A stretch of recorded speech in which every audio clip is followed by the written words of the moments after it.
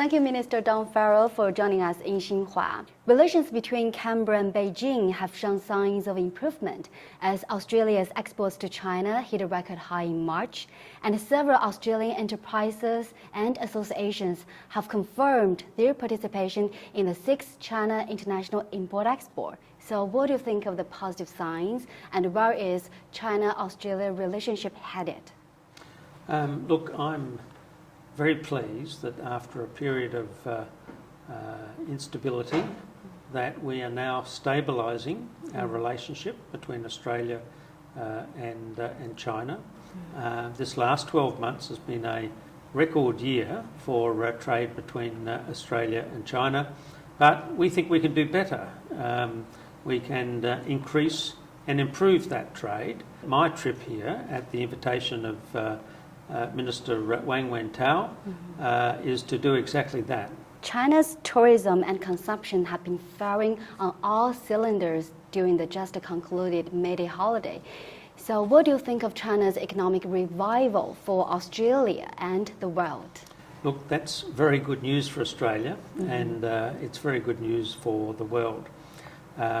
If we take tourism, Chinese people love coming to Sydney to see the Harbour Bridge, the Opera House. We're very hopeful and very confident that the wonderful places that Australia has to offer will attract lots and lots of Chinese tourists to come back to our country and do what they did before the pandemic, which was experience the wonderful wine and food in Australia.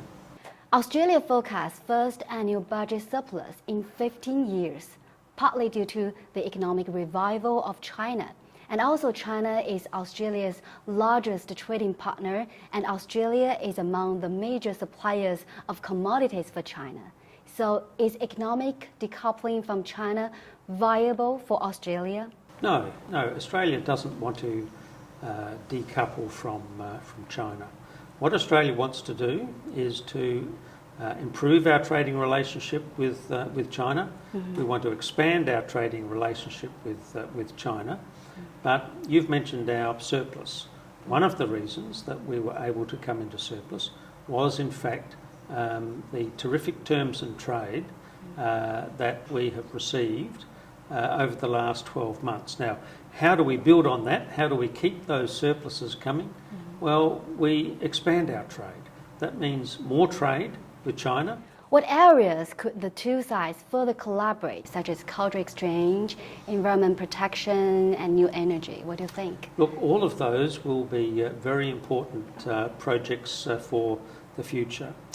In the past, Australia has been a superpower in fossil fuel energy. But we know we have to decarbonise our economies, so Australia wants to become a renewable superpower. We believe that we can provide the world with clean energy into the future, and we very much look forward to working with China to bring that about. So what kind of China-Australia relationship do you foresee, and what will your government do to enhance the healthiness of this relationship? The new government, the Albanese Labor government, wants to build a stable and peaceful relationship with China. And one of the reasons I'm here this week is to build upon that.